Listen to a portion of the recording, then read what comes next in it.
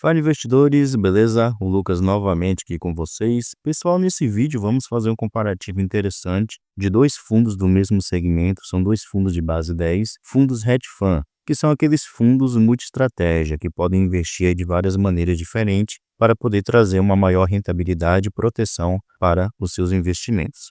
Então vamos comparar o VGHF11 contra o Mana 11, que atualmente é outra opção desse mesmo segmento que temos disponível para poder investir. Como mencionei, são dois fundos de base 10, têm preços aqui bastante parecidos, muito próximos um do outro, e como de costume, no final de cada comparativo, vamos colocar aqui um ao lado do outro e ver qual deles tem apresentado aqui melhores oportunidades de investimento, especialmente para esse início de ano de 2025, e qual deles tem a possibilidade aí de entregar melhores rendimentos durante esse ano também de 2025. Então fique comigo aí até o final do vídeo que vamos fazer esse comparativo interessante.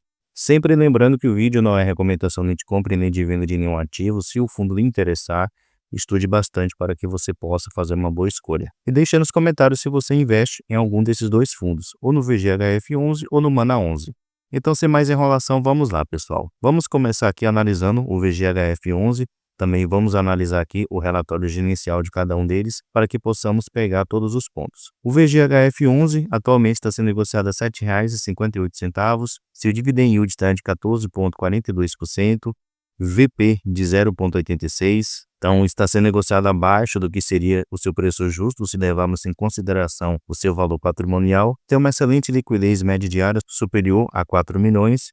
Se descermos mais um pouquinho aqui, podemos notar que o fundo ele conta com pouco mais de 407 mil cotistas, seu valor patrimonial por cota, no caso, o seu preço justo, seria os R$ 8,66 e seu último rendimento pago foi aqui de 9 centavos por cada cota. Além disso, ele tem um patrimônio atual de 1,43 bilhão de reais. E com respeito aos seus rendimentos, pelo menos aqui dos últimos 12 meses, pegando praticamente o ano de 2024, podemos notar que o menor valor que ele pagou de rendimentos foi de 8 centavos por cada cota, que ele pagou aqui durante o mês 3 e também o mês 9 de 2024, e o maior rendimento foi aqui no início do ano, que ele pagou 10 centavos por cada cota. Então ele se manteve entre 8 até 10 centavos por cada cota. Aqui no relatório gerencial, pessoal, vamos entender como é que o VGHF11 ele investe atualmente. Então, ele tem aqui 5 tipos de investimentos, que são esses aqui que eu estou selecionando para vocês. Porém, tem 2 deles que são os principais, que são os CRIs, que atualmente corresponde a praticamente 50% do seu patrimônio atual, está investido em CRIs, e outro investimento principal são cotas de outros fundos imobiliários, que atualmente ele investe aqui um pouco mais de 42% do seu patrimônio está investido nesses ativos. Então essas são as suas duas principais maneiras de investir. Ele também investe aqui porcentagens pequenas em SPE, em FITICs e também em ações negociadas na Bolsa de Valores. Com respeito aos seus CRIs, atualmente ele usa aqui 2 indexadores, que é o índice IPCA, 3 variações e também o índice CDI. Então podemos notar que o CDI abrange aqui 41% dos seus investimentos em CRIs, já o restante é o índice IPCA. Então podemos notar que ele tem uma exposição maior ao índice IPCA. Com respeito à sua alocação por segmento de CRIs, no caso, o setor de atuação de seus devedores, podemos notar que ele tem aqui vários setores, porém tem uma concentração maior aqui em empresas do setor residencial, no caso, construtoras. Com respeito aos seus fundos imobiliários que atualmente ele investe, aqui podemos notar que ele tem de vários segmentos diferentes, como escritório, desenvolvimento, residencial, fundos de papel, fundo de logística, de shopping, FOFs, entre outros. Então podemos notar que ele tem fundos de vários segmentos, porém tem uma exposição maior, como vocês podem ver aqui, de 38% em fundos de escritório, no caso de lajes corporativas, e também em fundos de desenvolvimento com aproximadamente 20%. Com respeito a concentrações, podemos notar que o VGHF11 ele não é um fundo concentrado. Com respeito aqui ao seu principal investimento, que atualmente são os CRIs, o ativo que ele tem maior exposição é nesse primeiro aqui, que eu estou selecionando para vocês, que ele tem uma exposição de 3,24% do seu PL atual. Então, todos os seus CRIs, que atualmente ele investe, tem uma exposição aqui de 3,24% para baixo. Então, o fundo ele é bastante diversificado e mesmo que o fundo ele venha a sofrer algum tipo de calote, o impacto financeiro nele será muito pequeno. E com respeito ao seu segundo principal investimento, que são cotas de outros fundos imobiliários, podemos notar também que o ativo que ele tem uma maior exposição é nesse primeiro aqui, que é o mesmo fundo imobiliário daquele primeiro CRI que eu mostrei para vocês, onde ele tem uma exposição aqui de 3,51%. Então também não é uma concentração. Então, com respeito à diversificação, o VGHF11 ele é bastante diversificado e isso minimiza eventuais riscos. Vamos analisar agora, pessoal, o fundo imobiliário Mana 11. O Mana 11 atualmente está sendo negociado a R$ 8,10, então também tem um valor muito acessível. Seu dividend yield está de 15,61%, seu VP está de 0,87%, então também está sendo negociado abaixo do que seria o seu preço justo, se levarmos em consideração o seu valor patrimonial. E o fundo também tem uma boa liquidez média diária superior a 1,5 milhão. Se descermos mais um pouquinho aqui, podemos conferir o seguinte, que atualmente o fundo ele conta com um pouco mais de 16 mil cotistas. Seu valor patrimonial, no caso, seu preço justo seria os R$ 9,23, e seu último rendimento pago foi de 11 centavos por cada cota. E o fundo atualmente tem um patrimônio aqui de 346 milhões de reais. E se descermos mais um pouco aqui, podemos conferir o seu histórico de rendimentos distribuídos desde que o fundo ele começou. Ele é um fundo que não faz muito tempo de existência, começou lá no mês de junho de 2022, e aqui a gente pode ver o seu histórico de pagamentos. Então, durante esses últimos 12 meses, podemos notar que o menor valor que ele pagou foi de 10 centavos por cada cota e o maior valor que ele pagou foi de 11 centavos por cada cota. Então, durante esses últimos 12 meses, a sua faixa de rendimentos ficou entre 11 até 10 centavos por cada cota. Aqui no relatório gerencial, pessoal, a gente pode conferir como é que o Mana 11 atualmente ele investe. Então, podemos notar que 78,4% do seu patrimônio está investido em CRIs. Então, ele tem uma exposição maior a CRIs do seu patrimônio se comparados com o VGHF11. Ele também investe em cotas de outros FIIs, que atualmente ele tem aqui direcionado para ele 14,4% do seu patrimônio atual. Além disso, ele tem uma exposição pequena de apenas 1,5% em ações, que são negociadas na Bolsa de Valores, e o restante está disponível aqui em caixa para futuros investimentos. Se descermos mais um pouquinho aqui, podemos notar o seguinte, que atualmente ele usa dois indexadores com respeito ao seu principal investimento, que são os CRIs. Então, em 50,9% ele usa aqui o índice CDI como seu indexador, no caso dos seus CRIs,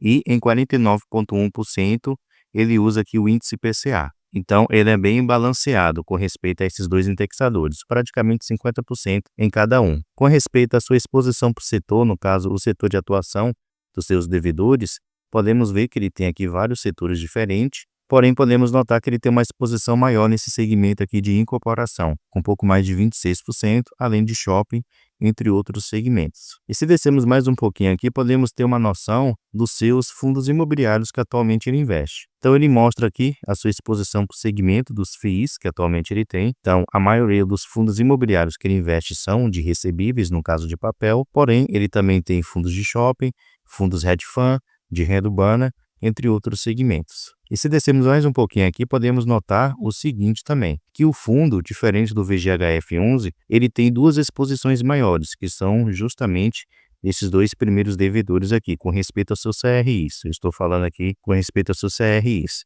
Em um, ele tem um PL de 7% e no outro, um PL de 6,2%. Porém, a partir daqui em diante, tudo é inferior a 5%.